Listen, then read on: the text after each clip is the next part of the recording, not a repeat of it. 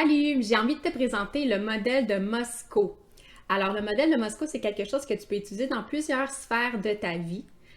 Actuellement, dans cette vidéo-ci, je vais l'appliquer à la réalité étudiante, plus spécifiquement à la réalité étudiante concernant les techniques d'études. Donc, à savoir quelle technique est-ce que tu dois faire, est-ce que tu devrais faire, est-ce que tu pourrais faire et est-ce que tu ne feras pas. Mais comme je disais, ce modèle-là peut être transposé dans plusieurs sphères de ta vie, donc n'hésite pas à l'utiliser dans plusieurs autres sphères.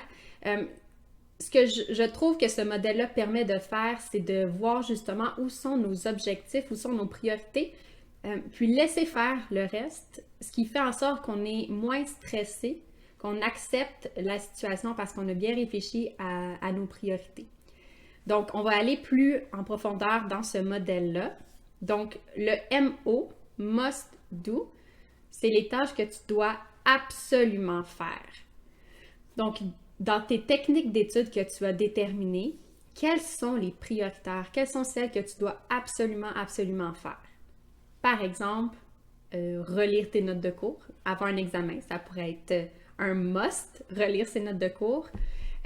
Si tu as la possibilité de mettre la main sur des examens antérieurs, ça serait un must. Est-ce que pour toi, un must, c'est de faire un tableau résumé de tes notes de lecture? Est-ce qu'un must pour toi, c'est de faire la lecture de la doctrine? Donc ça pourrait être des must. Là, je vous donne des exemples comme ça dans ma tête. C'est à vous de l'appliquer à votre propre situation. Le should, le S pour should do. Tu devrais faire ces tâches. Ça serait le fun que tu les fasses. Par exemple, moi, je dirais un must, c'est de faire la lecture de tes décisions, lecture de ta doctrine. Un should, ce que tu devrais, c'est faire un tableau résumé de ces lectures-là. Pour toi, c'est peut-être autre chose. Je suis en train de te suggérer quelque chose comme ça, que moi, je verrais de façon générale pour les étudiants, mais encore une fois, applique-le à ta propre situation. Could do. CO pour could do. Tu pourrais faire ces tâches. Ce sont des petits plus. Par exemple, un mind mapping, par exemple, un sketch note, par exemple, peut-être que pour toi, réécouter les cours, c'est quelque chose que tu aimerais bien faire, mais que c'est pas nécessairement essentiel.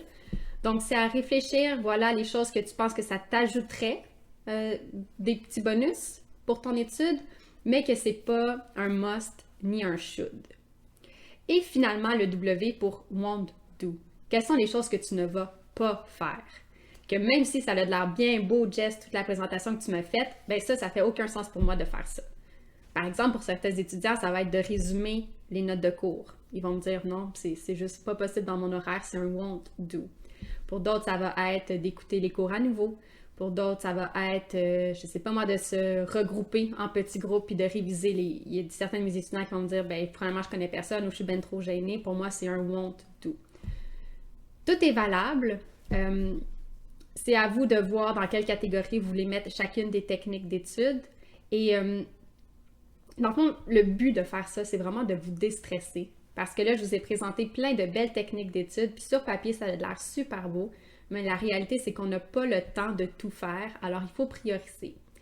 Alors, c'est pour ça que je voulais vous présenter le modèle de Moscow pour vous montrer que c'est pas parce qu'il y a toutes ces techniques-là qui sont possibles de faire, mais que vous devriez toutes les faire. Alors, voilà, j'espère que ça va peut-être réduire un petit peu le stress que vous pouvez avoir.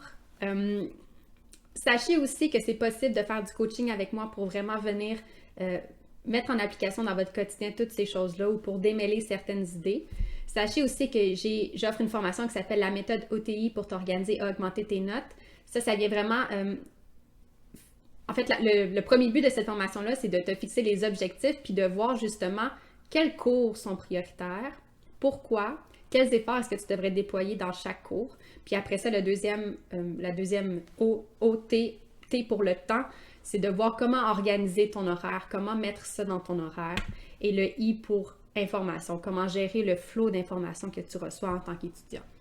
Donc voilà, ça fait le tour de ce que je voulais te dire dans cette vidéo-là. Donc bonne étude, aie confiance en toi et bon travail.